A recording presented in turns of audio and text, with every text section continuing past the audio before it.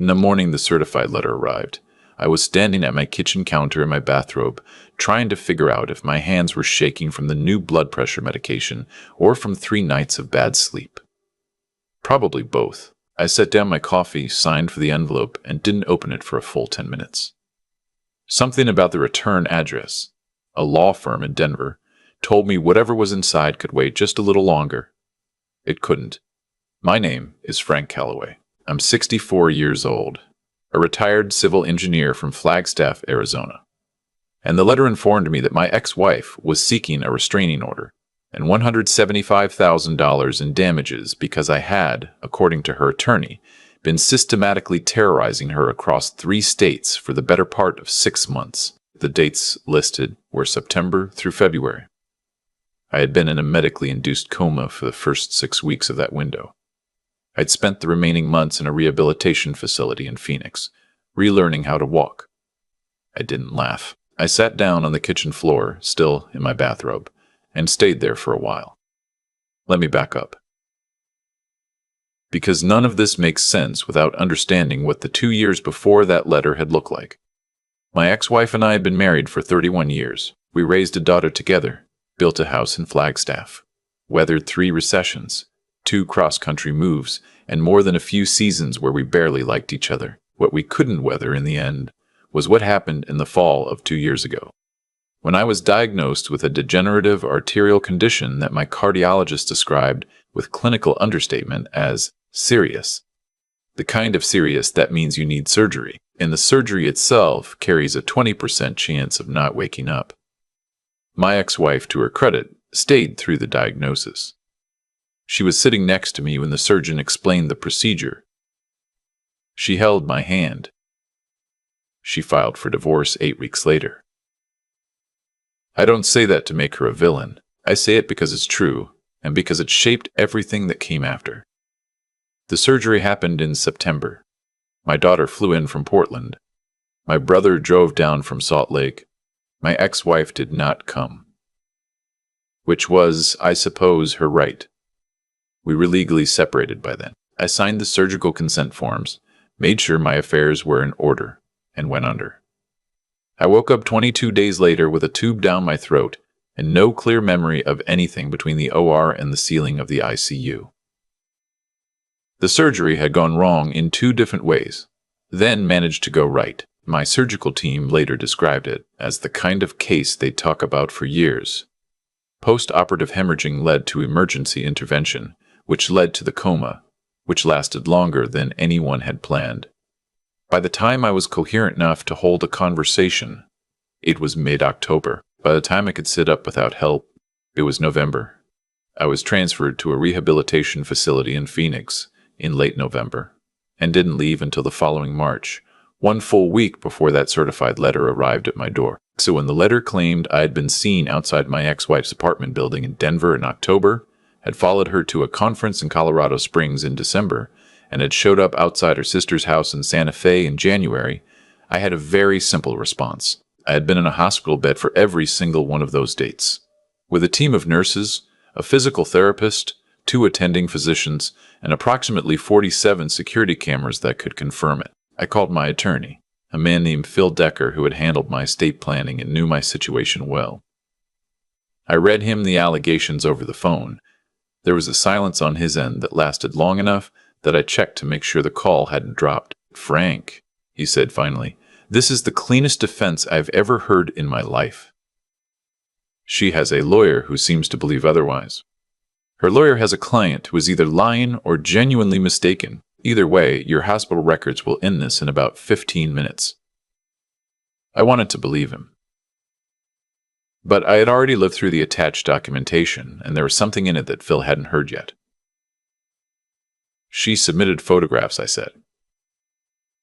11 of them. Another pause. Photographs of what? Of a man, standing near her building, outside the conference hotel, parked across from her sister's street. I was looking at them on my kitchen table as I spoke. "Phil, this man looks like me. Not identical, but close enough to stop me cold. Same general build, 6 feet. Lean. Same gray hair, gone thin on top. Same kind of wire-framed glasses I'd been wearing since my early 50s. In the clearest photo, taken outside a coffee shop in Denver, you could see part of the man's profile. His nose, his jaw, the shape of his ear. If someone had shown me that photo without context, I might have thought it was a candid shot of myself I didn't remember taking. "Email them to me right now," Phil said. "And Frank, start pulling everything. Hospital admission records, discharge records, nursing logs, visitor logs, security footage if you can get it. Anything with a timestamp."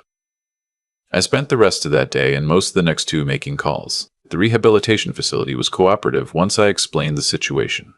The intake coordinator, a calm woman named Brenda, seemed genuinely appalled on my behalf and had a records packet assembled within 48 hours. The hospital in Phoenix took longer and cost me $180 in administrative fees, but what came back was thorough. Admission date, September 14th. Emergency surgical intervention, September 15th and 16th. Transfer to ICU. Coma protocol initiated. Progress notes every 4 hours, signed by nursing staff. Medication logs. The names of the 2 night nurses who had checked on me every single night for the first month. I cross-referenced the dates in the lawsuit with the hospital records. On the day I was supposedly seen outside my ex-wife's apartment building in Denver, I had a note in my chart about a minor infection in my surgical site and a dosage adjustment to my antibiotics. On the day I was allegedly at the Colorado Springs conference, I had a physical therapy session at 10 a.m. where I managed, for the first time, to walk 12 feet with a walker before my legs gave out. My therapist had written that in her notes, with what I can only describe as cautious optimism. I wasn't in Denver. I wasn't in Colorado Springs. I had barely been on my feet. Phil filed our preliminary response and called opposing counsel, a lawyer named Harrison Briggs, out of a mid-sized firm in Denver, to lay out what we had. I listened on speakerphone. Phil walked through it methodically. Hospital admission. Duration of incapacitation. The dates in question mapped against time-stamped medical records. When he finished, Briggs was quiet for a moment. Mr. Briggs was quiet for a moment. "Decker, my client has photographic evidence and 6 eyewitness accounts. Your client has photographs of someone who resembles my client and eyewitnesses who identified someone resembling my client. There's a meaningful distinction. More importantly, we also have records that make it physically impossible for my client to have been present at any of the listed locations." "We also have phone records," Briggs said. "Your client made repeated calls to my client between October and January. Disturbing calls. She has voicemails." I had called my ex-wife exactly once since the surgery. From my hospital room in October, when I was finally coherent enough to hold a phone, to let her know I had survived. That conversation lasted 3 minutes. She had been polite, distant, and wished me a full recovery. I hadn't called her since. "How many calls?" I asked, breaking my silence. "Mr. Calloway." Briggs's tone was flat. 14 calls to her number from yours.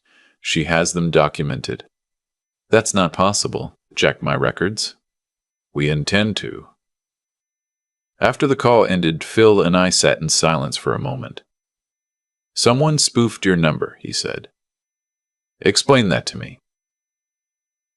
"There are services, not sophisticated, not expensive, that let you place a call and display whatever caller ID you want. It's illegal, but it's easy. The call doesn't actually originate from your phone. It originates from somewhere else, but it shows up on the recipient's screen as your number. So someone was calling her and making it look like it was me, and presumably leaving the kind of voicemails that would support a harassment narrative, yes." Phil leaned back. I could hear his chair. "Frank, this isn't a mistake. Someone built this case. Photographs, eyewitnesses, spoofed calls, a lawyer already retained. This took planning. Why? Who would do this to me? That's the question we need to answer. Who benefits from you having a restraining order against you? Who benefits from you being legally and financially destroyed right now, when you're already at your most vulnerable?" I didn't have an answer that day. But I started thinking. My ex-wife had moved to Denver about 8 months after we separated. I'd heard through our daughter that she had started seeing someone, Had met him, apparently, through a mutual friend sometime last spring. Our daughter had mentioned it once, almost in passing, the way adult children mention things about their parents' new lives when they're not sure how the other parent will react. "What do you know about him?" I'd asked. "Not much. His name is Nathan. She seems happy, Dad." I left it there. It wasn't my business. She was entitled to move on. But sitting at my kitchen table with 11 photographs of a man who looked disturbingly like me, I found myself thinking about Nathan for the first time in months. I called my daughter that evening. She was careful, the way she always is when a conversation edges toward territory she's not sure about. But she told me what she knew. His full name was Nathan Greer. He was in his early 60s. He'd apparently been introduced through a friend of my ex-wife's book club. He was from the Denver area, she thought, or maybe Colorado Springs. She'd never met him. My ex-wife hadn't pushed for that yet. "Do you have a last name spelling?" I asked. She gave it to me. I am not a person who uses social media much. I had a Facebook account I created years ago to look at photos my daughter posted and had used approximately 12 times since.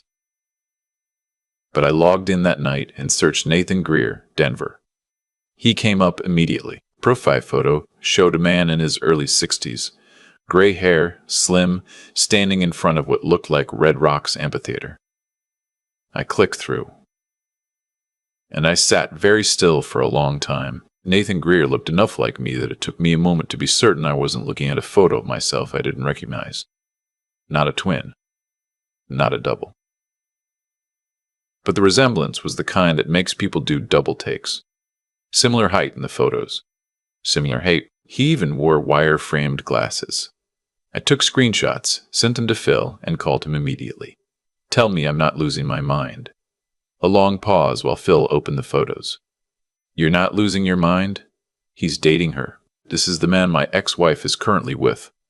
I see that. And he looks like me. He does. Phil. I know. Don't say it yet. Don't accuse anyone yet.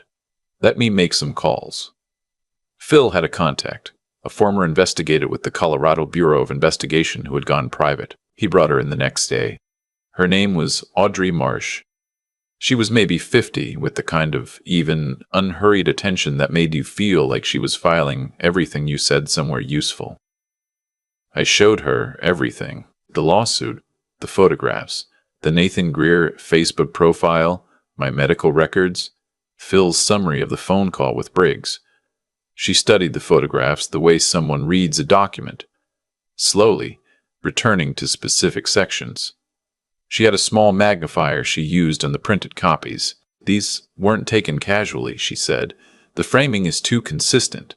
Someone positioned themselves with time to spare. This is surveillance photography, not somebody pointing their phone at a stranger. Hired or experienced. Either way, this was planned before the first photo was taken." She set them down. "Tell me everything you know about Nathan Greer." I told her what I'd found, which was almost nothing. "Give me 72 hours, she said. She called back in 58. Nathan Greer's Facebook account was created 14 months ago. His profile photo is a stock image from a Colorado tourism site. The other photos are pulled from 3 different public Instagram accounts belonging to men in their 60s who live in the Pacific Northwest. None of them are Nathan Greer. Nathan Greer does not appear to exist. I heard what she was saying, but it took a moment to land. He's not real. The Facebook account is a constructed identity. Whoever your ex-wife is actually with, that's not his real name. Then who is she with? That took a little longer. I heard papers shifting. A man named Boyd Whitaker, 61 years old, currently residing in Colorado Springs. He moved there from Oregon 2 years ago. I have his actual photograph. She sent it. Boyd Whitaker looked nothing like the Nathan Greer in those Facebook photos. He was shorter, broader through the shoulders, with dark hair going gray at the temples. Nothing like me, nothing like the man in the surveillance photographs outside my ex-wife's building. But he had, as Audrey put it when I called her back, an interesting history. 1 arrest in Oregon for stalking, Charges later dropped when the victim declined to pursue it. A civil restraining order filed against him in 2019 by a woman in Eugene. That one had gone through, and he had violated it twice. She had learned through a contact in Oregon law enforcement, been investigated, though never charged, in connection with a harassment campaign waged against a previous girlfriend's ex-husband. That man had ultimately left the state. The campaign against him had included false accusations, spoofed calls, and at least one instance of someone impersonating him in photographs. He's done this before, I said. A version of it, yes. The Oregon case didn't have the photography component. This is more sophisticated, but the structure is the same. He identifies the previous partner in his target's life, constructs a narrative in which that person is a threat, and executes it in a way that isolates his target from her past. She doesn't know. Almost certainly not. She would have no reason to question a man she met through a friend, who's been attentive and stable and supportive. The false identity would only matter if she went looking for it, and people don't usually go looking when they're happy. He's been stalking her before he even introduced himself. Based on what I found about his prior pattern, probably for months before they met. He would have researched her thoroughly, learned about the divorce, learned about you, learned about the surgery. He saw an opportunity when you were incapacitated. I sat with that for a moment. The idea that while I was unconscious in an ICU, someone I'd never heard of was already laying the groundwork to destroy what remained of my reputation. She needs to know, I said. Yes, but carefully and with documentation, not just an accusation. If he finds out before we have everything in place, he disappears. He's done it before. Phil filed a comprehensive response to the lawsuit. Medical records, nursing logs, the full 22 days of ICU documentation, the rehabilitation facility records through March, the phone records from my carrier showing exactly 2 outgoing calls to my ex-wife's number in 6 months. He also filed a motion requesting cell tower data on the 14 calls her attorney had cited. If those calls had originated from my spoofed number while I was in Phoenix, the tower data would show it clearly. The response landed like something heavy. Briggs called Phil 3 days later requesting a meeting. Not a deposition, not a discovery session. A meeting. In person, in Denver. Phil and I flew up together. My back still ached from sitting on the plane. I took the aisle seat and stretched my leg into the walkway every 20 minutes, which annoyed the flight attendant, and I didn't care. The meeting was at Briggs's office on the 14th floor of a glass building near Union Station. We arrived first. My ex-wife came in 5 minutes later with Briggs, and she looked, I don't know how else to say it, diminished. Not physically, but there was something careful about how she moved, how she sat, how she didn't quite meet my eyes at first. Behind her came a man I recognized immediately from Audrey's photographs, even though he looked nothing like his fake Facebook profile. Boyd Whitaker. In person, he was compact and watchful. He sat slightly behind my ex-wife's chair, one hand on its back. He was introduced as her partner, Nathan. Phil didn't waste any time. He laid out the defense in the same order he'd laid it out over the phone, but this time with the full documentation stack on the table. Hospital records, the coma timeline, nursing logs with 4-hour intervals, physical therapy notes from Phoenix with my therapist's initials on every entry, phone records from Rogers showing 2 calls, dates, durations, nothing else, and the motion for cell tower data, which Phil noted had been filed and would be ruled on within 2 weeks. I watched my ex-wife's face as Phil went through it. She was reading the documents as they were passed to her. Her expression shifted from careful neutrality to something more complicated.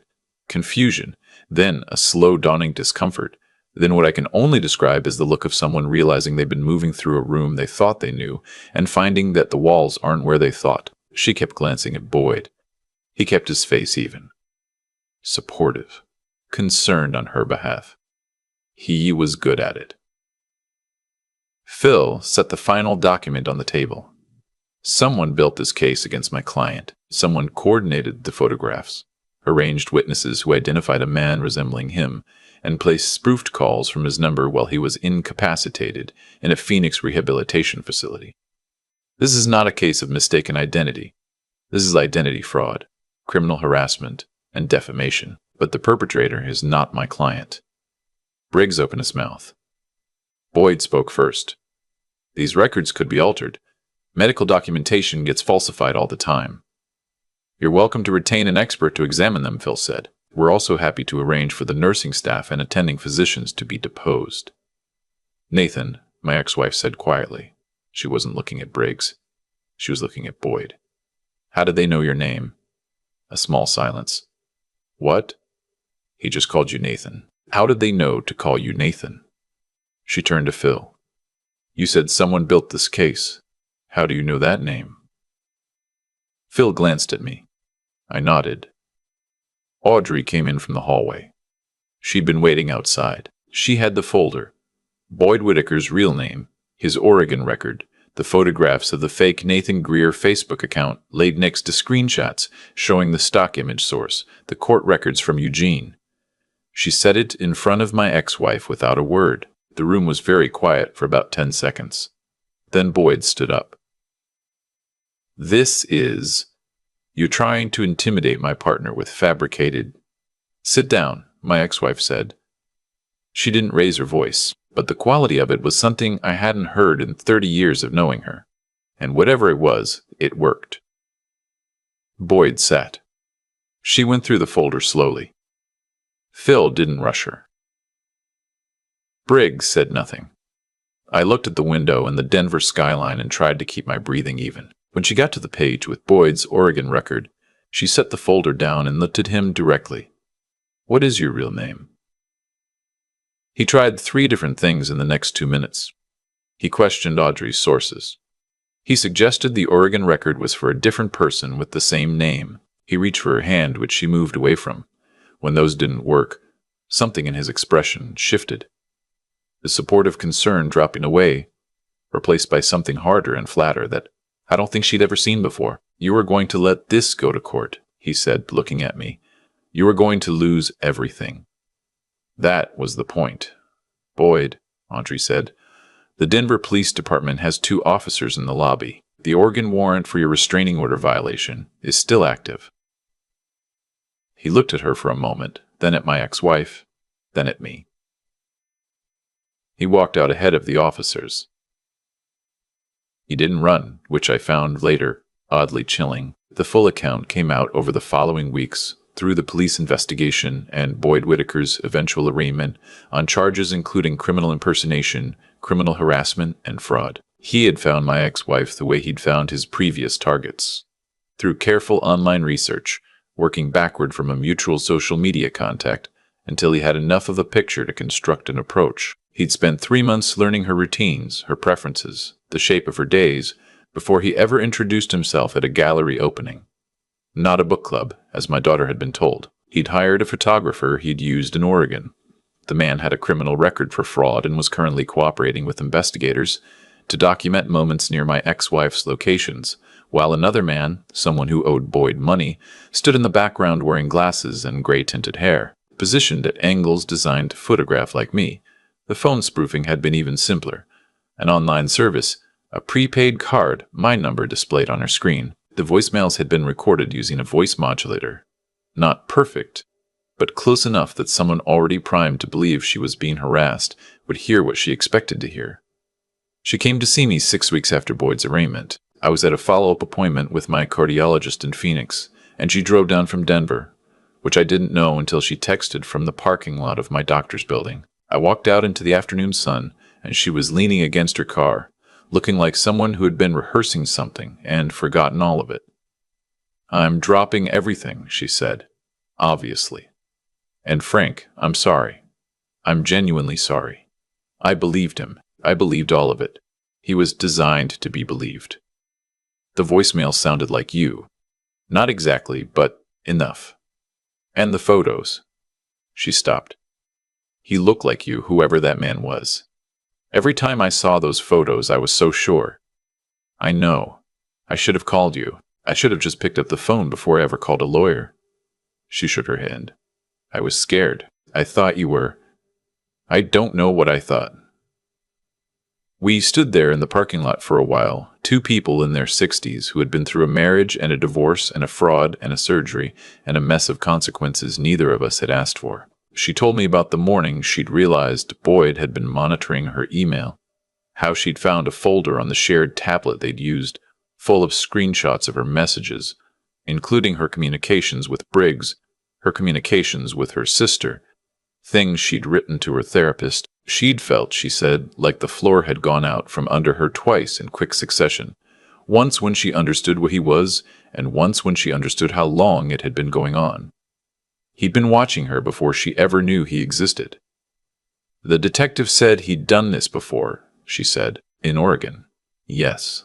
That woman, the one who filed the restraining order, did she?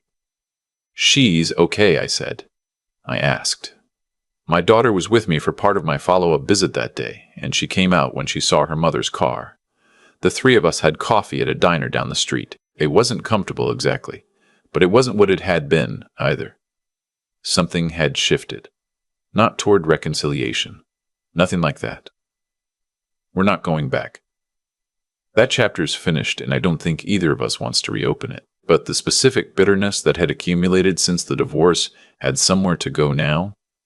It wasn't us against each other. We'd both been used by the same person for his own purposes. That changes the weight of things. Boyd Whitaker was denied bail at his arraignment and pleaded not guilty to all charges. His attorney, from what Phil tracked, was not optimistic about the case.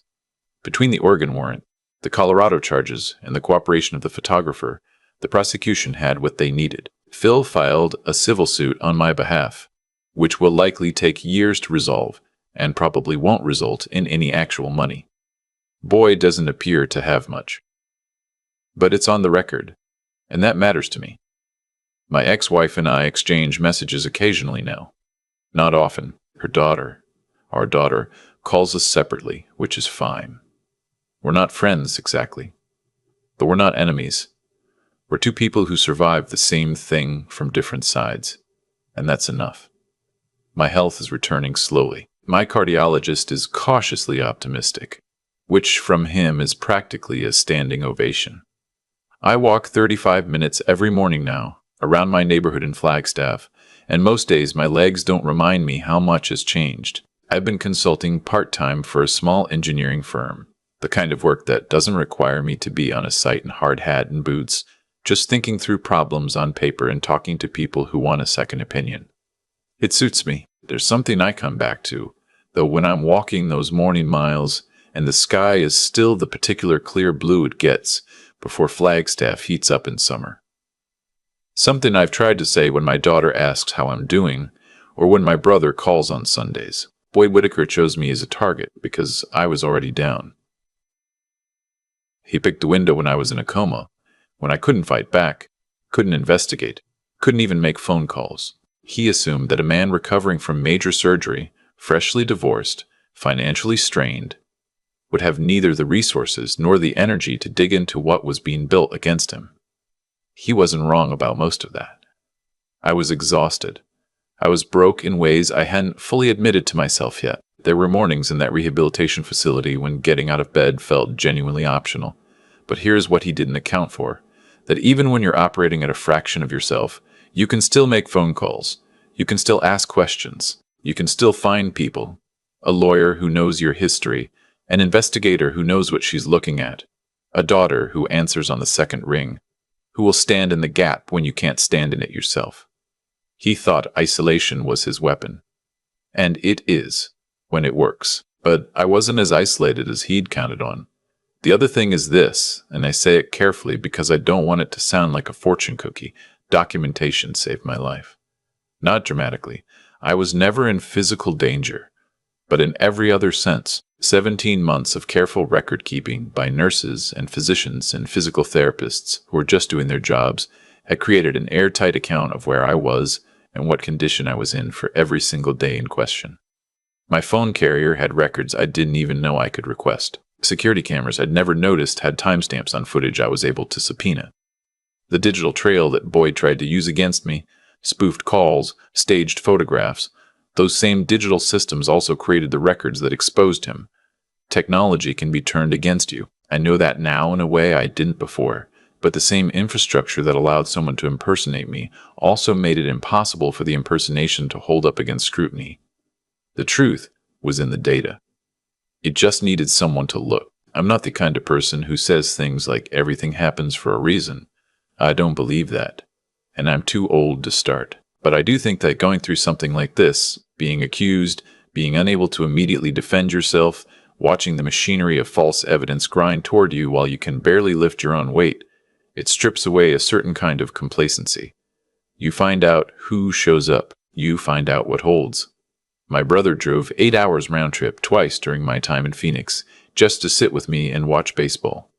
My daughter coordinated my records requests from Portland while managing her own job and her own life. Phil Decker worked on my case at a reduced rate because we'd known each other for 15 years and he believed me. Boyd Whitaker thought he understood what I was made of. He'd done his research, but research only shows you the surface of a person, the facts of their life, the shape of their circumstances. It doesn't show you the people who will answer when you call. I'm still here. My name is Clear, and that titanium stent in my heart, the one that complicated everything and started this whole chain of events, is doing its job. My cardiologist says another year of taking it easy and I might be hiking again. I plan to hold him to that. The civil suit is still working its way through the system. Phil says it could be another 2 years before anything is resolved. And even then, Boyd Whitaker doesn't have much to take. I knew that going in. I filed it anyway, because I think there's a kind of accounting that happens when you put things on the record. Not cosmic, not religious, just practical. Actions have consequences. Sometimes those consequences are slow, but they're real, and they accumulate. Boyd spent years refining a method for destroying people from the inside out, and every time he walked away clean, it made the next attempt easier. The Oregon woman who didn't press charges, the man who left the state rather than fight, their decisions were completely understandable. He was exhausting and frightening and seemed untouchable. But each time someone absorbed the damage quietly, Boyd got to carry that method forward intact. What stopped him here wasn't luck. It was documentation, and people who refused to let the false version stand. I think about that a lot, about what it means to refuse. I was not a hero in this story. I want to be clear about that. I was a 64-year-old man who had just survived major surgery, who was barely walking, who spent several nights genuinely afraid that a lawsuit built entirely out of fabricated evidence might take what little I had left. The fear was real. There were days in that rehabilitation facility when fighting back felt like something other people did. But Phil called. Audrey found what she found. My daughter answered her phone every time I called, even when I was calling just to hear a voice that knew me. The people around me held the weight I couldn't hold, and that matters as much as anything else in this story. What I've come to believe, not from reading it anywhere, just from living it, is that integrity compounds the same way damage does. Boyd built his case piece by piece over months, but so did my defense, without me even knowing it. Every nurse who logged my vitals at 2 a.m., every physical therapist who wrote down how far I'd walked that day, every routine record kept by people doing unremarkable jobs, all of it became a wall he couldn't get past. I didn't build that wall. I just lived inside it honestly, and honesty turned out to be load-bearing. The other thing I want to say is about my ex-wife, because I think she gets lost in a story like this. She was manipulated more thoroughly than I was. I was the target, but she was the instrument. Someone Boyd reshaped her perception and her fear and her trust and used all of it as a weapon. She came to Phoenix to apologize, and I accepted that, because she didn't deserve what was done to her any more than I did. We're not close. We won't be, but I'm glad she's out from under him, and I'm glad she knows what he actually was. That's what I'd tell anyone going through something like this. Document everything. Find your Phil, find your Audrey. Let the people who love you carry what you can't, and don't let anyone convince you that being vulnerable means being powerless. I was at my lowest when Boyd made his move. He was right about the timing. He was wrong about what it meant.